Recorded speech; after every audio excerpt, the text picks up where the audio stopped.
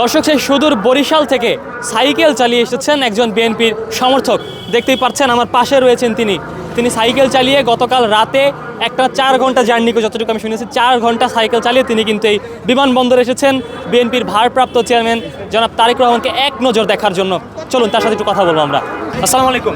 ওয়ালাইকুম সালাম। আমার নাম মোহাম্মদ নূর আলম। কোথা থেকে আসছেন? আমি বরিশাল তো নেই আইছি। আচ্ছা আচ্ছা, সাইকেল চালিয়ে আসছেন? হ্যাঁ, সাইকেল চালাই আইছি, কিন্তু 4.5 ঘন্টা লাগছে।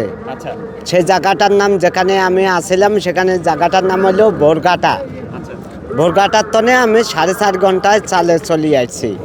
ঠিক আছে। আপনার ভয় লাগে নাই রাতের বেলা আসতে? না, ভয় লাগে নাই, ভয়ের তো কিছু নাই। আমি তো ভয় অনুযায়ী ভয় করি নাই। ভয় করলে তো কোনোটা হবে না, আচ্ছা তাই আমি ভয় না করে চলে আসছি। ঠিক আছে। আচ্ছা, আপনি কি আবার সাইকেল চালায় যাবেন? হ্যাঁ, আবার সাইকেল চালাই যাব। সাইকেল চালায় যাবেন? হ্যাঁ, ইনশাআল্লাহ। আচ্ছা, যদি পথে কোনো সমস্যা হয়? না, পথে কোনো সমস্যা হবে না। আরও অনেক কয়বারে আমি গেছিলাম, কিন্তু যাইয়া চলে আসছি।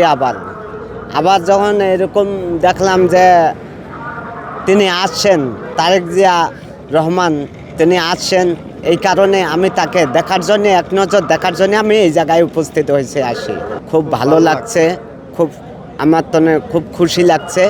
এর মতন আর খুশিতে বলে বোঝাইতে পারবো না। আচ্ছা, বাসা থেকে যখন বেরিয়েছিলেন পরিবার থেকে বাধা দেয়নি যে সাইকেল চালিয়ে না যাওয়ার জন্য? না, বাধা দিছিল, কিন্তু আমি বাধা মানি নাই। কিন্তু আমি কইছি যে এক নজর তাকে দেখিয়ে আমি চলে আসবো। আচ্ছা, ঠিক আছে, এই কারণে আমি বেরিয়ে আসছি। এখন কি করবেন? এখন পরবর্তী আইসা দেখি যে অনেক জনগণ, অনেক মানুষ, এই মানুষের ভিড়ের মাঝে আমি তারপরও এক নজর তাকে দেখলাম। দেখি মনটা বা আমার ভিতরটা ঠান্ডা হয়ে গেছে, দেখার পরে খুশি হয়ে গেছে তার উপরে।